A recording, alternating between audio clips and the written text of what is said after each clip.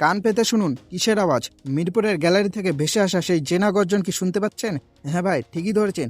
যাকে নিয়ে টকশোতে ঝড় ওঠে, যাকে নিয়ে চায়ের দোকানে আড্ডা জমে, সেই সাকিব আল হাসান আবারও ফিরছেন লাল সবুজের জার্সিতে। ফেসবুকের নিউজ ফিড থেকে শুরু করে পাড়ার মোড়, সবাই এখন এক সুর গাইছে, বস ফিরলে খেলা হবে। এতদিন যারা ভেবেছিলেন সাকিবের চ্যাপ্টার শেষ, তারা একটু নড়ে চড়ে বসুন, কারণ নবাবের ইনিংস এখনই শেষ হচ্ছে না।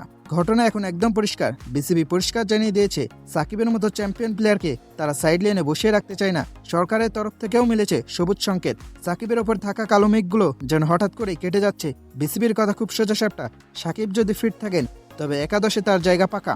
মানে পারফরম্যান্স আর ফিটনেস ঠিক থাকলেই ব্যাটে বলে সেই পূর্ণ তাণ্ডব আবারও দেখা যাবে। নির্বাচকরা এখন বুক খুলিয়ে বলতে পারছেন, আমাদের ট্রাম্প কার্ড আবার মাঠে নামছে। খবরটা আসার পর সাকিব ভক্তদের অবস্থা কি জানেন?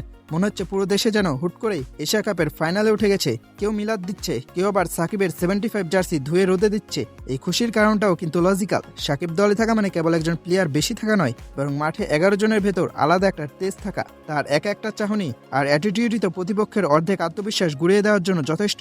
ভক্তরা বলছে, ভাইরে ভাই, সাকিব ছাড়া তো ক্রিকেটটাই পানছে। তর্ক হতে পারে, বিতর্ক হতে পারে, কিন্তু একটা সত্যি কেউ অস্বীকার করতে পারবে না, সেটা হলো সাকিব আল হাসান ছাড়া বাংলাদেশ ক্রিকেট দল যেন একদম হাল ছাড়া নৌকা।